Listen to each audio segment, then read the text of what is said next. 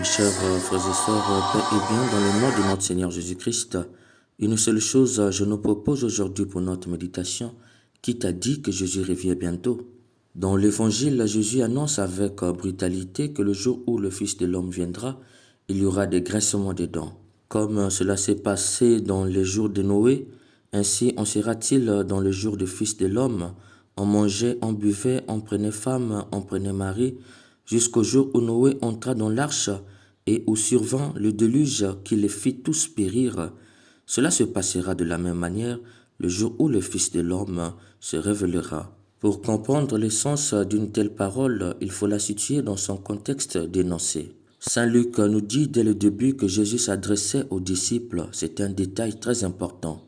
Jésus avait été piégé par les pharisiens sur la date et le lieu de la venue du règne de Dieu. Jésus a déjoué leur piège et par là a donné le vrai sens du règne de Dieu. Ce n'est qu'après avoir donné le sens du règne de Dieu aux pharisiens qu'il se tourne vers les disciples. Pourquoi? C'est pour expliquer aux disciples que les pharisiens ne pouvaient avoir d'excuses sur la venue du règne de Dieu. Ils ont vu en la personne de Jésus au milieu d'eux. Mais Jésus le fait en utilisant un style apocalyptique qui est un langage tourné vers l'avenir et fondé sur la mémoire des hauts faits. C'est pourquoi il commence par rappeler ce qui s'est passé avec Noé. On mangeait, on buvait, on prenait femme, on prenait mari, jusqu'au jour où Noé entra dans l'arche et où survient le déluge qui les fait tous périr. Par ce rappel, Jésus donne aux disciples l'un des motifs qui a fait que les pharisiens refusent d'accueillir le règne de Dieu en la présence de Jésus au milieu de la distraction. Pour Jésus, si les pharisiens refusent de reconnaître le règne de Dieu en sa personne, c'est parce qu'ils sont distraits et incapables de se concentrer sur ce qui est vraiment important. Pourquoi? Mais parce qu'ils sont absorbés par les choses de la terre, les plaisirs, les affaires et les projets.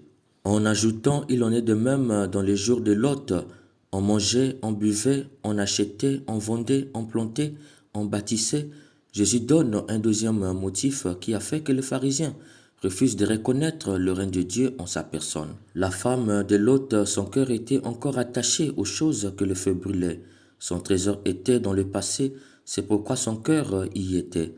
Jésus pointe du doigt leur attachement à la tradition de Moïse, un refus de se tourner vers l'avenir. Or, en voulant sauvegarder ses biens du passé, elle avait perdu elle-même sa vie. C'est pourquoi Jésus ajoute, qui cherche à conserver sa vie la perdra, et qui la perdra la sauvera. Il faut entendre par là que les pharisiens, en voulant sauvegarder leur tradition, perdra à la fois leur tradition et leur propre vie. C'est dans cette optique que Jésus conclut avec dureté le rappel de ses mémoires. Et survint le déluge qui les fit tous périr. Du ciel tomba une pluie de feu et de soufre qui les fit tous périr. Par ces deux conclusions dures, Jésus apprend à ses disciples que si les pharisiens n'abandonnent pas leur distraction et leur attachement à la tradition de Moïse, ils seront définitivement bannis du règne de Dieu. De là, il fait une déclaration que les pasteurs des églises de réveil refusent parce qu'ils comprennent la parole de Dieu de travers. Celui qui sera sur la terrasse et aura ses affaires dans sa maison, qui ne descende pas sur sa maison. Cette nuit-là, deux personnes seront dans le même lit, l'un sera pris et l'autre laissé. Deux femmes seront ensemble en train de moudre du grain, l'une sera prise et l'autre laissée. Les pasteurs des églises des réveils ont fondé une doctrine ici appelée la prédestination, une interprétation erronée et grave, comme si Dieu prédestinait certaines personnes pour le paradis et d'autres pour l'enfer. Dans ce cas de figure, où est passée la liberté de chacun que Dieu a donnée pour les choisir librement ou de le refuser? Dieu serait-il un dictateur? Mes chers frères et sœurs, il ne s'agit pas ici de la prédestination, il s'agit plutôt de la prise de conscience que dans l'Église qu'il est venu planter signe du règne de Dieu dans le monde. Ceux qui écoutent sa parole, mangent sa chair et croient en celui qui l'a envoyé auront la vie éternelle et ne viendront point au jugement, mais ils seront passés de la mort à la vie. Confère Jean 5, le verset 24. Il faut entendre par là la proclamation solennelle de la communion des saints. Ceux qui ont cru en sa parole, ont mangé sa chair et ont cru en son Père seront saints et ne seront pas jugés. Jean, dans l'Apocalypse, nous l'a révélé davantage. Après cela, j'ai vu une foule immense vêtue de robes blanches avec des palmes. Ils ont lavé leurs robes et les ont blanchis dans le sang de l'agneau. Jésus montre déjà ici la différence qui existera entre les saints et les pharisiens, qui seront eux sévèrement jugés par le refus de conversion et l'attachement à la tradition de Moïse. Là où est le corps, là aussi seront les vautours. Ils font entendre par là, le jugement tombera sévèrement sur le corps mort des pharisiens apostats en raison de leur refus de conversion et de leur attachement au passé dont Jésus parlera clairement dans le chapitre 21, le verset 24 de Saint Luc. Mes chers frères et sœurs, voilà l'essence de cet évangile qui nous donne autant de vertige. Il s'adresse d'abord aux pharisiens. Cependant, il nous concerne aussi dans le sens que nous aussi, nous sommes comme des pharisiens, distraits et attachés à notre passé.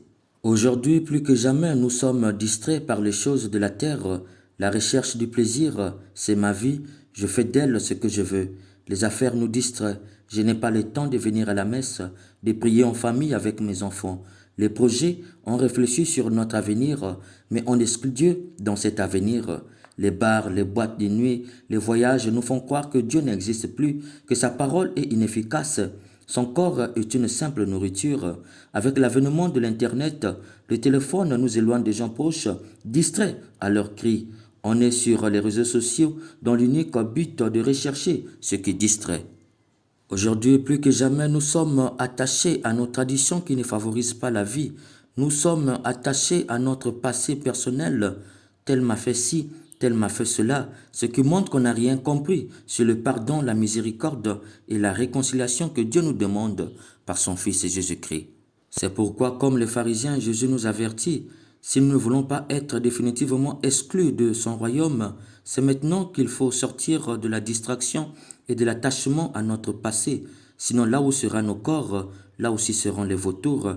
Ils font tonne par là, le jugement s'abattra sévèrement sur nos corps morts. Sinon, comme nous dit la première lecture, on nous traitera de gens qui n'ont pas su reconnaître celui qui est en examinant ses œuvres. Chers bien-aimés, il ne s'agit pas ici de ce que nous entendons aujourd'hui. Jésus revient bientôt, ni moins de la prédestination. Il s'agit d'un appel pour sortir de la distraction et de notre attachement aux choses du passé. Que, à l'image de Saint Josaphat, que Dieu nous donne la sagesse. Amen.